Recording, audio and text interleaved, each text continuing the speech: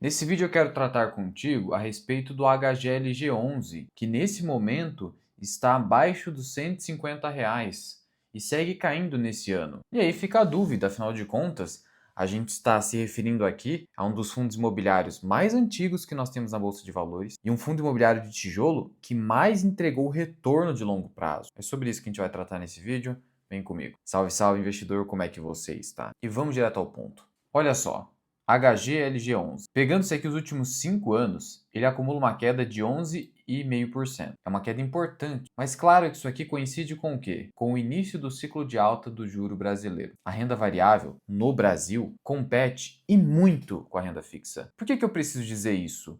Porque lá fora, essa competição, especialmente em países envolvidos, ela quase não existe. Só para você ter uma ideia, hoje o S&P 500, que é o principal indicador da bolsa americana no mundo, negocia 32 vezes os lucros. Você tem noção disso? A nossa bolsa dificilmente consegue passar de 12 vezes os lucros com um patamar de juros desse tamanho. Então esse é o cenário completamente diferente. Isso se aplica também aos fundos imobiliários, que são ativos reais, são imóveis na prática. Quando eu estou falando de fundo de tijolo, como é o caso do HGLG. No corrente ano, esse fundo acumula uma queda de 6%, ao passo que o seu principal concorrente, que é o BTLG, cai menos de 1%. Então você poderia me perguntar, pô Luan, por que essa diferença de queda? Eu sei que em se tratando de fundos imobiliários, uma diferença entre uma queda inferior a 1% e uma queda acima de 6% é muito grande. A gente está falando de uma diferença de 500%. Diferente? Então, o que estaria acontecendo com o HGLG? Tem algum problema com ele? E aí? Olha, inicialmente, numa comparação fria, a gente já percebe que um dos motivos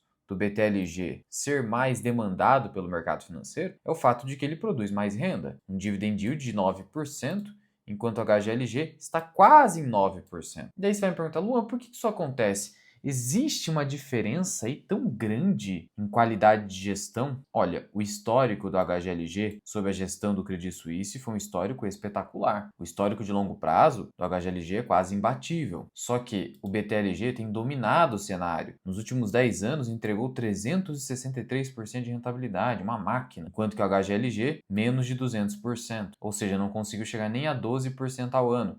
Aqui nós tivemos mais de 15% ao ano, uma diferença substancial. No longo prazo, isso é avassalador. Então por que, cara? Há uma diferença aí o quê? De vacância? Qual é a vacância hoje do HGLG em comparação com o BTLG? Ó, aqui está aparecendo uma vacância de 3,1%, mas é importante conferir se isso aqui está batendo com o último relatório gerencial, porque o relatório gerencial também traz a perspectiva de vacância. E a ideia para janeiro de 2027, segundo o relatório gerencial de junho, é você alcançar uma vacância física de 4%. 4%. No BTLG, como está aqui a questão? Aqui está aparecendo 3%. Vamos conferir com o último relatório gerencial. Aqui no Investidor 10 você já tem esse documento prontinho para você aqui em comunicados. Aqui no caso a vacância do BTLG foi reduzida para 2,1%. Então sim, você tem uma diferença substancial aqui hoje de vacância e isso se reflete também no dividend yield. Mas não é só isso. A gente pode considerar que pelo menos pelos contratos atuais,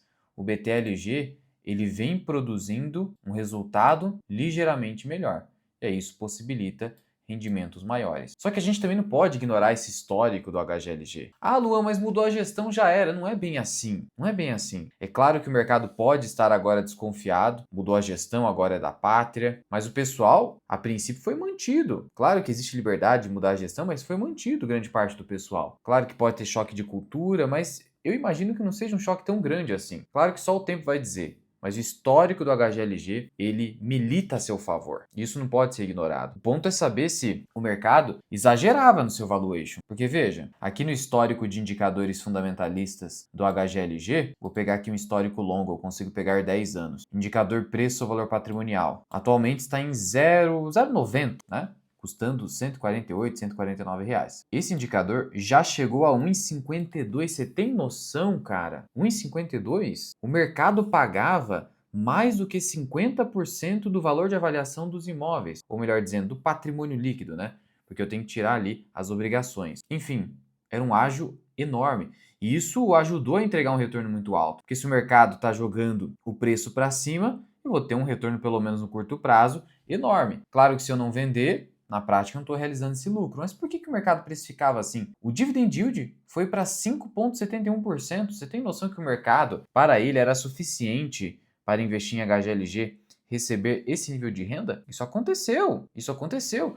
E aí o mercado passou a ficar mais exigente por causa da taxa de juros. Agora a gente tem uma perspectiva de uma renda de quase 9%. Como que a gente pode fazer uma projeçãozinha aqui?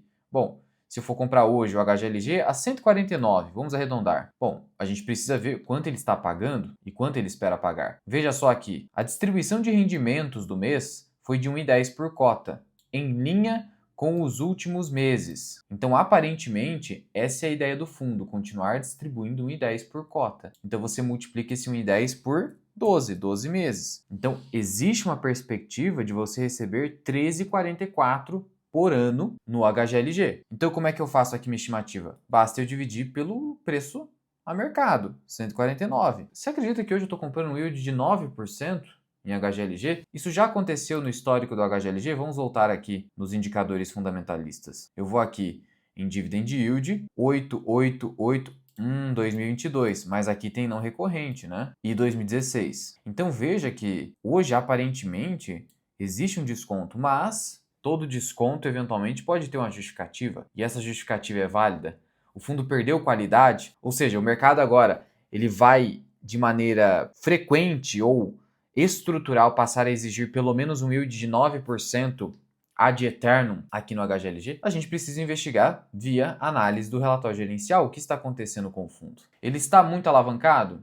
Na verdade, não. Hoje a alavancagem financeira dele, consolidada, é de 10,3%. Não é uma alavancagem preocupante, tá? Então isso aqui você pode ficar tranquilo. Esse não é o problema. É claro que se o custo da dívida estiver muito alto, isso vai consumindo o resultado do fundo, né? O fundo tem a receita advinda de locações e vendas de imóveis, né? Total ou parcialmente, que é a reciclagem de portfólio. E aí você tem o resultado. Só que eu preciso pagar os juros da dívida. E quanto que esse juro está me consumindo hoje? Onde que eu acho isso? Aqui também. Na página 8, eu tenho aqui o resultado simplificado. E quanto que eu estou pagando de despesa financeira mensalmente? 5,5 milhões. Então essa é a obrigação mensal do fundo com os juros da dívida.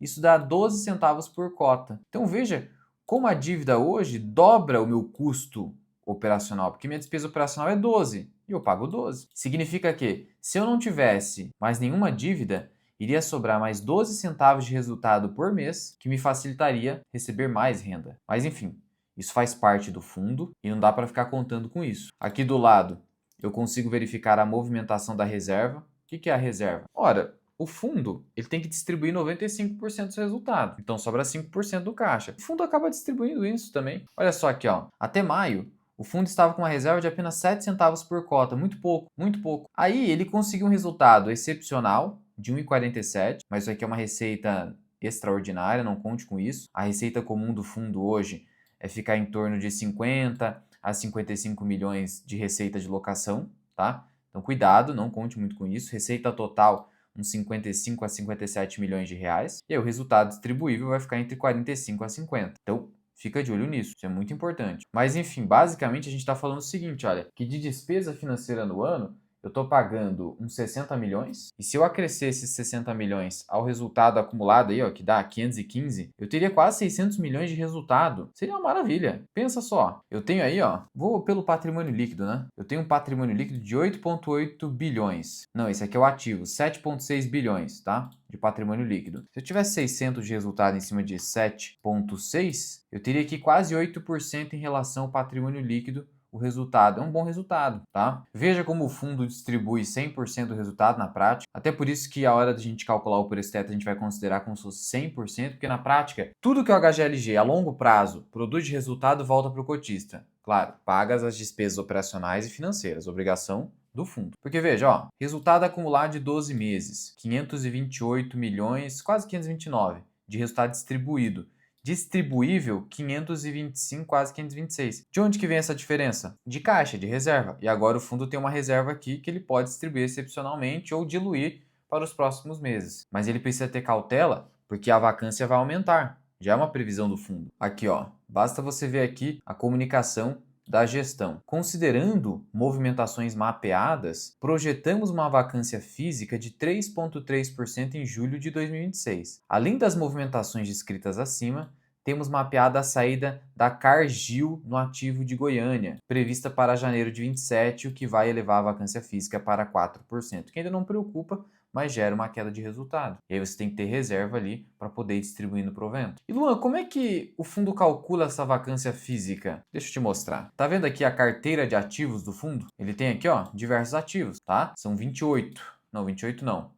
42. E aí, aqui do lado, você tem a vacância física. Então, o HGLG Serra tem uma vacância de 4,2. Aí tem o DCR 13,5, 8,9 e assim sucessivamente. E aí no somatório, eu chego numa vacância física de acordo com a média do portfólio. Hoje, o ativo de Goiânia está com 0 vacância, só que ele vai ser desocupado pela Cargill. Então vai ter uma vacância aqui a partir de janeiro de 2027. Então é assim que funciona. E aí eu preciso substituir o inquilino. Mas a substituição de inquilino no segmento de galpões não é tão simples assim. Porque muitas vezes, o que acontece? O fundo, ele compra e constrói um imóvel, faz uma reforma para ficar sob medida para determinado inquilino. É a operação, olha só, vou até pegar aqui um exemplo de contrato. É a operação BTS, ou contrato BTS. É um contrato para fazer sob medida e aqui para o Mercado Livre. Imagina se no futuro o Mercado Livre, claro, existe multa contratual, existem as garantias, perfeito. Mas se ocorre uma saída, para você substituir não é fácil, porque você fez sob medida, precisa mudar tudo, reformar, uma série de coisas, né? Existe um trabalho de gestão aí importante, tanto comercial, quanto depois para arrumar o imóvel, ajeitar o imóvel para deixar ao novo inquilino. E aí, no meio desse período, a sua renda cai. Mas não pode ser uma queda tão drástica. Então, o fato aqui de você ter aqui mais de 40 imóveis, mais de 40 ativos, isso ajuda. Ajuda no quê? Se tem a saída de um grande inquilino, não impacta tanto. Vai cair minha renda? Vai, mas não vai ser um grande impacto. Esse nível de previsibilidade, diversificação de portfólio é essencial para você não sofrer com muita volatilidade, tanto de renda quanto nas cotas, porque quando você olha para fundos com poucos ativos e quando tem muito turnover, muita entrada e saída de inquilinos, você percebe muita volatilidade nas cotas. Não é o que a gente vê aqui, ainda bem, tanto assim que o fundo continua ainda com bom retorno histórico em comparação com outros fundos imobiliários. Claro que ultimamente o BTLG tem ganhado de lavada, mas isso não significa que vai ser sempre assim. Outro detalhe importante, além dos 42 imóveis, temos 186 inquilinos. Veja, o segredo de um portfólio, seja de investimentos na sua carteira pessoal, seja de um imóvel ou de um fundo imobiliário, não interessa. É você não depender de mais de um cliente. Você não pode depender de mais de um cliente ou de um fornecedor. Você tem que ter uma carteira pulverizada, porque isso não dá um grande baque quando muda tudo. E a gente vive uma crise econômica. E aí como é que você se protege? Assim. Então esse aqui é um fundo bem seguro, viu? E note o seguinte, você tem uma vacância física hoje de 3, vai para 4, mas a vacância financeira está em 2%. O que isso significa? Que o fundo conseguiu extrair o máximo de aluguel que se poderia ter. Como assim, Luan? Quando você tem, por exemplo, uma vacância física de 3 e uma vacância financeira de 4, 5, significa que eu não estou conseguindo extrair o máximo de valor daquele imóvel. Mas aqui, a princípio, não é o caso. É o máximo de aluguel, de renda que a gestão conseguiria extrair a princípio. Então, no final das contas, por isso que eu falei que a qualidade da gestão hoje, em termos de extração de renda no BTLG, é ligeiramente superior. É que hoje a vacância física está muito baixinha, né? Foi para 2,1%, a diferença de quase o dobro. Então é isso que está acontecendo e acaba gerando essa diferença de renda. Aí a cota do HGLG cai e agora a gente tem uma perspectiva de renda quase igual a do BTLG, que tem uma alavancagem financeira menor, então ele gasta menos com juros também, isso é positivo. Mas enfim, hoje o assunto é HGLG. E veja que o dividend yield desde 2025, olha só, não bateu 9%, mas vai bater. Ó, em junho chegou uma perspectiva de 8,7% e o mercado continua batendo. Então, viu? Para quem gosta, cara, desde o início o fundo produziu quase 14% ao ano, o que não é fácil nesse mercado, onde a gente tem uma renda fixa que concorre demais. O Ibovespa entrega de 12 a 13% ao ano. Então, de novo, existe um histórico longo que milita a favor do HGLG. E para a gente calcular o preço teto, valor intrínseco, que a gente traz vídeos e relatórios também na nossa comunidade de formação Mira Invest, a gente vai se basear no resultado do fundo. E como a gente está falando de fundo imobiliário, o resultado é um pouco mais previsível, não tem tanta oscilação. Isso facilita para a gente até para não depender de tanta margem de segurança, porque em se tratando de ações, em que a maioria dos fluxos de caixa são mais imprevisíveis, a gente exige uma margem de segurança em relação ao valor intrínseco encontrado, de pelo menos 10 a 15% a depender do negócio. Negócios mais imprevisíveis, 25% para cima. No caso de fundo imobiliário, você tem uma margem de segurança ali entre 5%, idealmente 10%, mas é difícil, tá? 5% já dá uma ajudada. E aí, né? Nesse caso aqui, olha, já antecipo para você, pensando no fluxo de caixa total para o cotista de 520 milhões. A gente chega a um preço justo, pensando em IPCA mais 8 aqui, tá? Retorno exigido. De 153, quase 154. Dá para chegar a um preço de 160? Dá para chegar. Então hoje até que eu tenho uma margem de segurança bacana. É raro de encontrar o HGLG relativamente barato assim. Então hoje o preço é bom, tá? Em relação à alavancagem financeira, existe uma perspectiva aqui de desalavancagem até chegar aqui a apenas 2,3% de percentual de alavancagem em dezembro de 2036, mas isso aqui você sabe que muda toda hora, né? O fundo pode assumir outra obrigação no futuro, então o importante é não fazer com que a alavancagem fique muito alta para não consumir tanto resultado com despesa financeira. Mas vamos ver, né? Vai depender da oportunidade que o fundo encontrar no meio do caminho. Veja que a maioria dos imóveis são de classificação A. Isso é bem positivo, porque significa que, teoricamente, eu consigo afastar a vacância com mais rapidez. Afinal de contas, você é um mercado livre, uma empresa gigante. Você vai contratar, além da melhor localização possível, uma qualidade bacana, né? Você não quer ficar colocando lá o seu estoque em qualquer lugar. Então, isso é positivo. Esses galpões aqui de níveis mais baixos vieram de fundos incorporados, tá? Especialmente mais recentemente o Pátria Logística. E vai ter a incorporação do LVBI também. Só que está aguardando o parecer da CVM e não se sabe quando vai vir esse parecer. A maioria dos contratos são IPCA, tá? Então, veja como IPCA é importante. Às vezes você fala, IPCA não importa. Importa. Olha como isso impacta diretamente na economia real. O indicador de inflação, ele é utilizado como índice de reajustamento contratual. O IGPM tem menor relevância aqui no HGLG. Mas a longo prazo mesmo, esses dois índices aqui não tem grande diferenciação.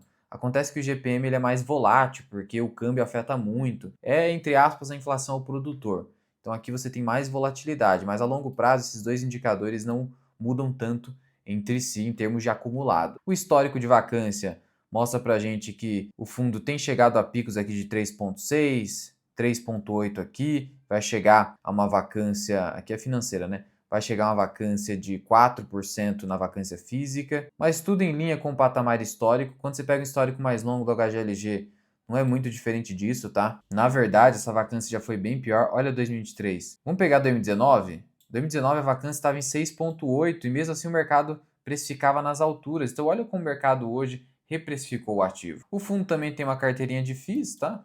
Isso aqui não é muito relevante, não precisa ficar perdendo muito tempo com isso. E existem obras que estão em estágios aqui a princípio normais. Por exemplo aqui, ó, o HGLG Itupeva, Galpão G400, Mercado Livre. E o John Costa estimado 11,8%, muito bom, tá? Você pode falar, isso aí não é muito, cara, é que você tá por fora. A gente tá mal acostumado. Eu já falei que a rentabilidade média dos negócios no geral é de 12% antes dos impostos. Então isso aqui não é ruim, não é ruim. Ué, recentemente não teve o caso da Engie? Ela fez um negócio a 10 vezes EBITDA. Isso é um retorno de 10%. Tá vendo como a gente tá numa bolha do mercado financeiro brasileiro? A gente ganha muito dinheiro. É que você não consegue perceber isso. A gente fica numa bolha. Isso aqui tá um bom yield. Não é um yield ruim. Ainda mais para esses ativos do HGLG que são de alto nível, né? A maioria é AAA, AA. Sendo assim, eu entendo que para quem gosta de fundos imobiliários e deveria focar muito em qualidade, e tentar evitar um pouco aquela ânsia por renda muito alta, a HGLG no preço atual tende a te produzir um yield de 9%. Em termos de retorno total no longo prazo, segundo eu estimei, se você comprar até os 152, 153 reais, provavelmente você vai conseguir IPCA mais 8, que pode parecer pouco, mas não é. A longo prazo é mais ou menos uns 13% ao ano. Em um ativo gerador de renda, não é um mau negócio. Então, abaixo de 150, a gente tem um preço bacana de fato em HGLG. Pode cair mais, eu não sei. Mas se cair mais, significa que o seu yield vai aumentar. E o mercado já deve ter precificado essa alta da vacância, porque isso já está, é uma informação disponível. O mercado já colocou no preço, muito provavelmente. Pode esperar mais? Pode. Mas o preço hoje, pensando a longo prazo, já é interessante. E é um fundo com bastante liquidez, né? negocia mais de 14 milhões por dia, o que é muito importante, já que esse mercado de fundos imobiliários, você tem muitos fundos de baixíssima liquidez, o que dificulta a negociação. E lembrando de novo, se você quiser conhecer a minha área de membros, tem a comunidade FMI, que tem o meu curso, link na descrição e no primeiro comentário fixado, além de relatórios de análise, inclusive de fundos imobiliários. Ou se você quiser vídeos exclusivos apenas, já tem mais de dezenas acumulados, basta se tornar membro do canal com planilha de valor intrínseco, mais de ações, não de fundos imobiliários. Fundos imobiliários eu trago em relatórios e até eventualmente em vídeos. Trouxe aqui para você nesse vídeo público aqui no canal. Agora eu quero saber de você. Você acha que a HGLG está de fato no bom preço? Ou você está esperando um pouco mais? Existe sim aquela situação de que a relação de troca entre LVBI e a HGLG na incorporação, isso poderia fazer com que o HGLG caísse até um pouco mais, mas ainda existe certa especulação aí. Existe certa especulação, mas se existe um pouco de incerteza e você quer pelo menos comprar um pouco de HGLG, vai devagarzinho, sabe? Só vai dando uma beliscada. Aí depois que passar toda essa questão da incorporação e você vê que ainda está barato, se refaz o valuation, aí você pode, dentro do seu asset allocation, eventualmente aumentar. Qualquer dúvida ou sugestão, é só comentar aqui embaixo. Fui!